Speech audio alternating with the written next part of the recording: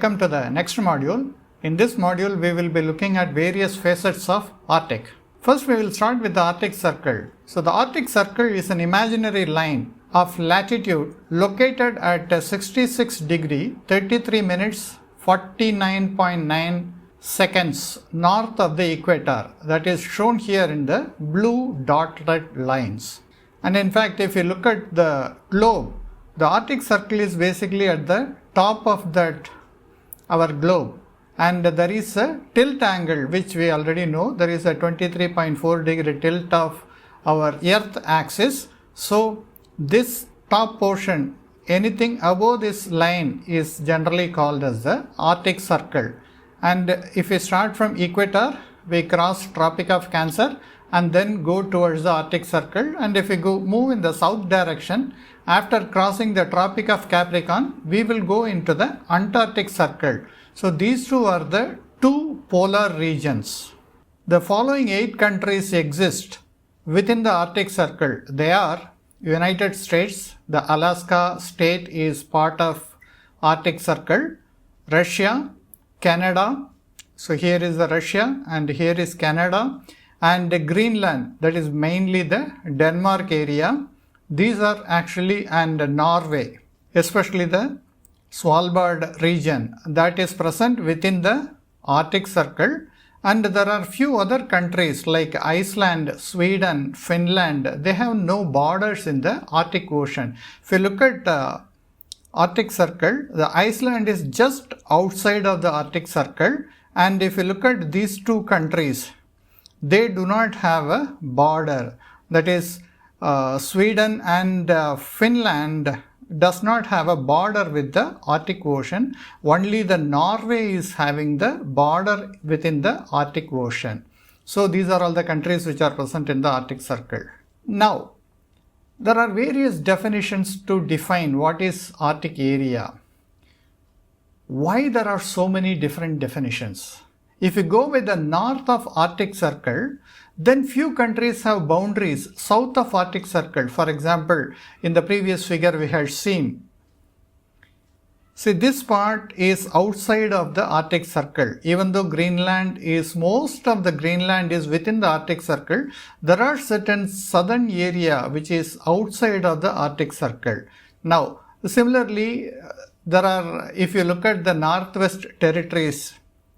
Northern Territories of Canada, there are many of them are within the Arctic Circle, but a few of them are outside of the Arctic Circle. So in those kind of cases, what do we do?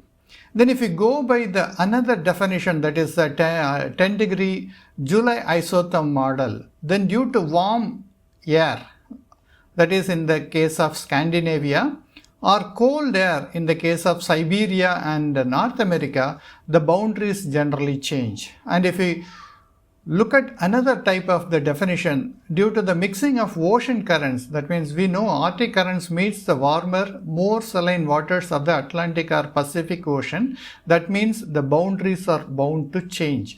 So these are all the reasons we have plenty of definitions for the Arctic Circle. And another thing which is we will be looking at the further definitions. The AMAP uses a land area north of 62 degree latitude in the case of Asia and 60 degree latitude in the North America. So there is again 2 degree latitude difference when they define the boundaries. Similarly, when we talk about the tree line, which is also another definition, this gradually changes. So it's not a narrow line, but a region. That is very, very crucial. And when we talk about Arctic, another important problem is the Arctic Circle is drifting 15 meters north each year due to the tilting of Earth and the orbital pull of the moon. So that means whatever the area we are defining is again still going to change year by year. And finally, the Arctic is a region and it is not a continent or a country. So that is the reason we have multiple definitions for the same area. And let us look at some of the definitions which are being generally used. So the first one is based on environmental parameters. So here we can talk about the definition. The Arctic Circle definition is based on either temperature, prevention preparedness within the region. So that we will be looking at a little bit later. And then the second one is based on the biological parameters. That means based on the tree line, Arctic flora and fauna, the Arctic area can be defined.